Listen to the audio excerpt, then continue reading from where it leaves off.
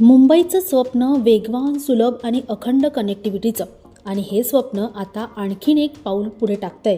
कारण orange gate ते Marine drive दरम्यानच्या दुहेरी बोगदा प्रकल्पाच्या कामाला आज मोठी सुरुवात करण्यात आली आहे.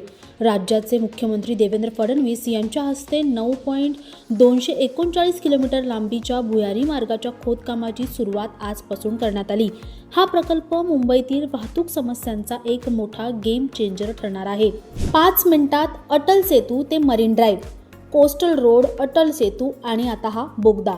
या तिहेरी कनेक्टिव्हिटीमुळे अटल सेतूपासून मरीन ड्राईव्हला फक्त 5 मिनिटातच पोहोचता येणार आहे. ईस्ट आणि वेस्ट मुंबई कनेक्टिव्हिटी. या बोगद्यामुळे मुंबई पूर्व, पश्चिम आणि नवी मुंबई यांच्यात थेट, अखंड आणि भुयारी जोडणी उपलब्ध होणार आहे. शहराच्या दोन्ही बाजू आता आणखीन जवळ येणार आहेत.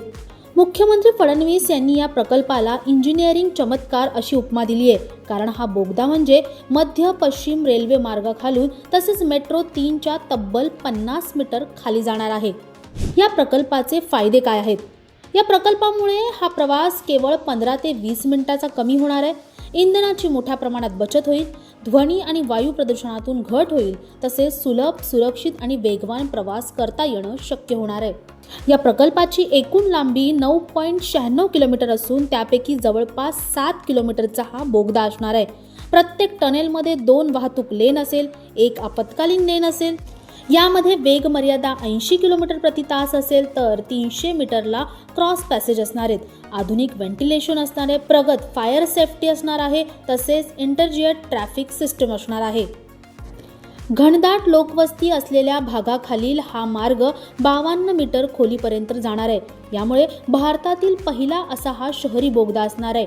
इतक्या खोलीत इतक्या सुविधा घेऊन जाणार आहे. हा प्रकल्प कोस्टल रोड, अटल सेतू, बांद्रा वर्ली सीलिंग आणि MTHL ला थेट जोडला जाणार आहे. मुंबईच्या वाढत्या एक्सप्रेसवे नेटवर्कचा हा सर्वात महत्त्वाचा भाग ठरणार आहे. आता मुंबईचा प्रवास अधिक वेगवान, वाहतूक कोंडी कमी, प्रदूषण कमी आणि कनेक्टिव्हिटी अखंड, स्मार्ट आणि आधुनिक असणार आहे. ऑरेंज गेट ते मरीन ड्राईव्ह दुहेरी बोगदा मुंबईच्या भविष्याचा नवा मार्ग असणार आहे आणि खऱ्या अर्थाने अंडरग्राऊंड वंडर असणार आहे. तुम्हाला एकूणच याविषयी काय वाटतं आम्हाला कमेंटमध्ये नक्की कळवा. आणि अशाच नवनवीन व्हिडिओंसाठी नवशक्ती यूट्यूब पेजला लाईक, शेअर आणि सबस्क्राईब करायला विसरू नका. धन्यवाद.